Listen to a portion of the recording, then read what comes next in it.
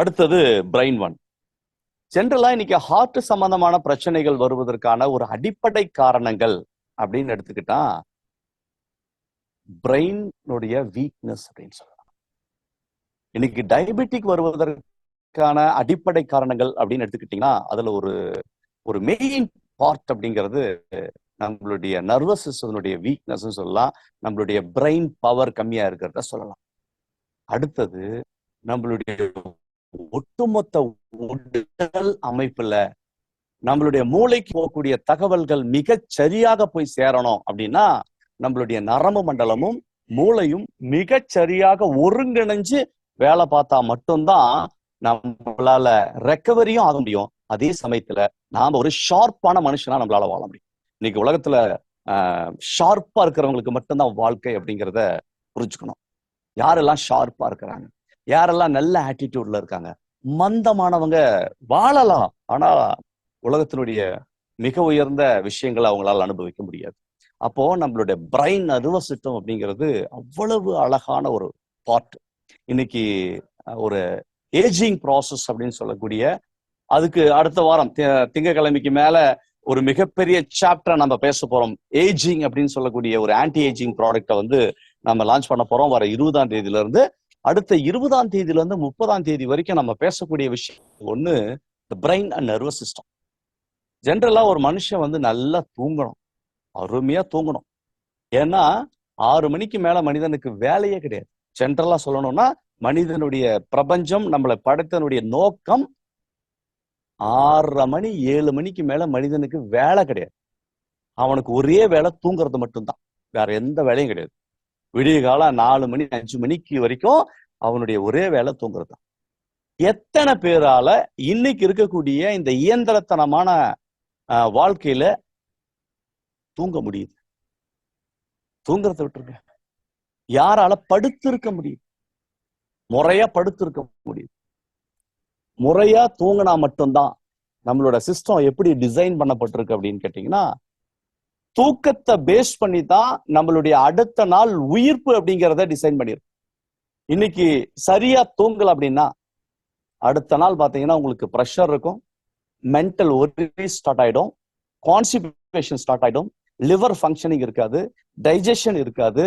இதெல்லாம் தொடர்ந்து வந்தால் அத்தனை பிரச்சனைகளுக்கும் மூலாதாரமா நீ எதை பார்ப்பீங்க அப்படின்னா சரியான தூக்கத்தை தான் நீங்க பார்ப்பீங்க.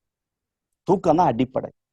நல்லா நீங்க தூக்குனீங்கன்னா இன்னைக்கு எவ்வளவு அலுப்பான வேலை செஞ்சுட்டு வந்தாலும் சரி, எவ்வளவு கடினமான சூழல்களை நீங்க கடந்து வந்தாலும் சரி, எவ்வளவு மன உளைச்சல்களை நீங்க கடந்து வந்திருந்தாலும் நீங்க அழகான ஒரு தூக்கம் தூங்கி எழுந்துட்டீங்க அப்படின்னா இது எல்லாமே ரெக்கவரி ஆகி போய் உங்களுடைய உடல்ல இருக்கக்கூடிய செல்கள் எல்லாம் புத்துணர்ச்சி அடைஞ்சு ரீஜெனரேட் ஆகி ரீஃப்ரெஷ் ஆகி அடுத்த நாள் தன்னுடைய வேலையை பார்க்கறதுக்கு அதெல்லாம் தயாராயிடும். ஆனால் முறையான தூக்கம் மட்டும் இல்லை அப்படின்னா அது அக்குமுலேட் ஆகி இந்த பிரச்சனைகள் அக்குமுலேட் ஆகி அடுத்தடுத்த பிரச்சனைகளுக்கு அடித்தளமிட்டு ஒவ்வொரு பிரச்சனையா கூட்டிட்டோம். சரியா தூக்கம் இல்லை அப்படின்னா சுகர் இன்க்ரீஸ் ஆயிடும், சரியா தூக்கம் வரலன்னா கான்ஸ்டிபேஷன் இன்க்ரீஸ் ஆயிடும், சரியா தூக்கம் வரலன்னா ப்ரெஷர் இன்க்ரீஸ் ஆயிடும், சரியா தூக்கம் வரலன்னா அப்படின்னு சொல்லி நிறைய பிரச்சனைகள் அடுக்கிட்டே போகலாம். அவ்வளவு பிரச்சனைகள் சரியா தூக்கம் வரலன்னா கிடையாது. அப்ப தூக்கத்துக்கு மிக முக்கியமான ஒரு ஹார்மோன் அப்படிங்கிறது என்னன்னா மெலட்டோனின் அப்படிங்கிற ஹார்மோன். சரி, நம்ம எப்பவுமே ஆக்டிவா இருக்கிறதுக்கு நம்மள தூக்கத்தை டிஸ்டர்ப் பண்ற ஹார்மோன் அப்படின்னு பாத்தீங்கன்னா கார்டிசோல் அப்படிங்கிற ஹார்மோன். இத ரெண்டுமே ஒண்ணுக்கு ஒண்ணு முரணானது.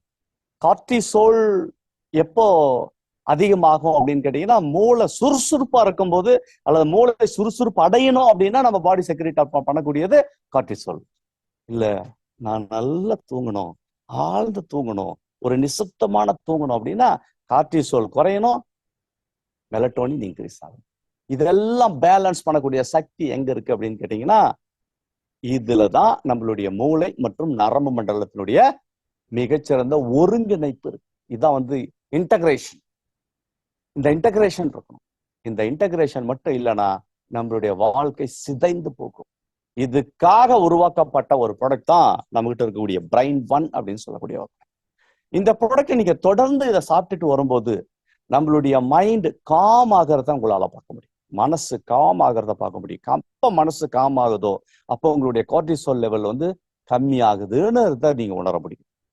அடுத்தது, நம்மளுடைய நரம்பு மண்டலங்கள் எல்லாமே ஒண்ணுக்கு ஒண்ணு பிணைப்பாகி ஸ்ட்ராங் ஆகி நம்மளுடைய உறுதித்தன்மை, நம்மளுடைய கண் சம்பந்தமான பார்வையாகட்டும், நம்மளுடைய மூளையினுடைய கனெக்டிவிட்டி ஆகட்டும், எல்லாத்துக்குமான தொடர்புகள் மிகச்சரியாக. அடுத்தது, நம்மளுடைய மெமரி பவர், நம்மளுடைய ஞாபக சக்தி, நம்ம எதெல்லாம் ஒரு 15, 20, 25, 50 வருஷத்துக்கு முன்னாடி நடந்த ஒரு விஷயத்தை கூட இன்னைக்கு நம்மளால ரீகால் பண்ணி இதுல இருந்து எடுக்க முடியும் அப்படின்னா நம்மளுடைய நினைவாற்றல், நினைவகம் அப்படின்னு சொல்லக்கூடிய நினைவாற்றல், இது நிறைய பேருக்கு வாய்க்கிறது. முந்தா நேத்து பார்த்ததே இன்னைக்கு என்னன்னு தெரியல அப்படின்னு சொல்லக்கூடிய அளவுக்கு இன்னைக்கு இருக்கக்கூடிய சூழல்ல மாறுறாங்க. அப்ப இன்னைக்கு இருக்கக்கூடிய குழந்தைகள், நாம படிக்கலன்னு அடிக்கிறோம். அது அல்ல, குறைபாடு, அவங்களுடைய திறன் குறையுது. அப்ப திறனுக்கான ஊட்டச்சத்து ஒண்ணு கொடுக்கணும், அதுக்கான ஆற்றல் இருக்கக்கூடிய சப்ளிமெண்ட்ஸை கொடுக்கணும். அப்படின்னா இதுதான் ஆப்ஷன்.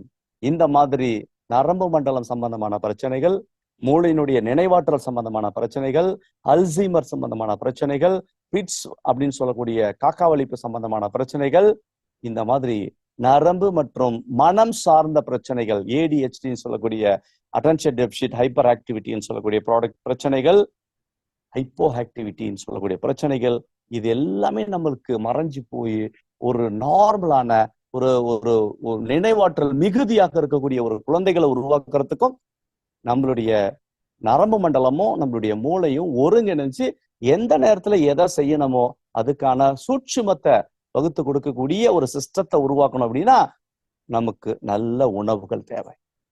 அந்த உணவுகள் இன்னைக்கு நமக்கு கிடைக்கிறது இல்லை. இப்ப பாருங்க, யாரெல்லாம் சாப்பிட முடியும் இந்த நரம்பு மண்டலத்துக்கான டானிக்?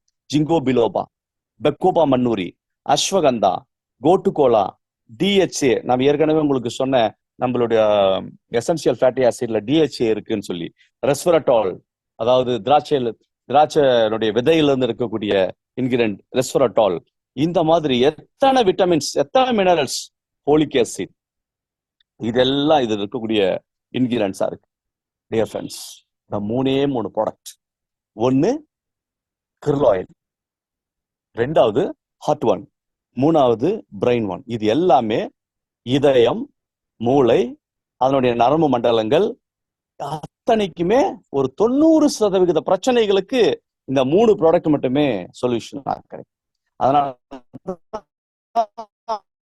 ஹார்ட் ஒன் எடுக்கும்போது கண்டிப்பாக நான் சஜஸ்ட் பண்ணுவேன். காரணம் என்னன்னு கேட்டீங்கன்னா, நம்மளுடைய மனதை அமைதிப்படுத்தாமல் ஹார்ட்டோட ஃபங்க்ஷனை இம்ப்ரூவ் பண்ண முடியும். நம்மளோட ப்ரெஷரை குறைக்காம நம்மளோட ஹார்ட்டோட ஹெல்த்தை நம்மளால பண்ண முடியாது. நம்மளோட ப்ரெஷரை குறைக்காம கிட்னி ஃபங்க்ஷனை சரி பண்ண முடியாது. நம்மளோட ப்ரெஷரை குறைக்காம நம்மளுடைய மைண்டு காம்னஸ்க்கு கொண்டு வராம எந்த ஒரு இன்டர்னல் ஆர்கனையும் நம்மளால ஆரோக்கியப்படுத்த முடியாது. அப்படிங்கிறதுனாலதான் முறையாக நம்மளுடைய மென்டல் ஹெல்த் அப்படிங்கிறது ஸ்ட்ராங்கா இருக்கணும். அப்பதான் ஹார்ட் ஹெல்த்தை மெயின்டைன் பண்ண முடியும்.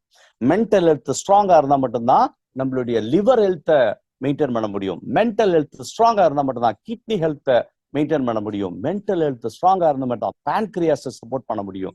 இந்த மாதிரி ஒவ்வொன்றுக்கும் அடிஷனல் சப்போர்ட்டிவிட்டி அப்படிங்கிறது மென்டல் ஹெல்த் அப்படிங்கிறதுனாலதான் நான் ஒவ்வொரு ப்ராடக்டோடையும் மெமரி ஒன்ன, பிரெயின் ஒன்ன சஜஸ்ட் பண்ணுவேன்.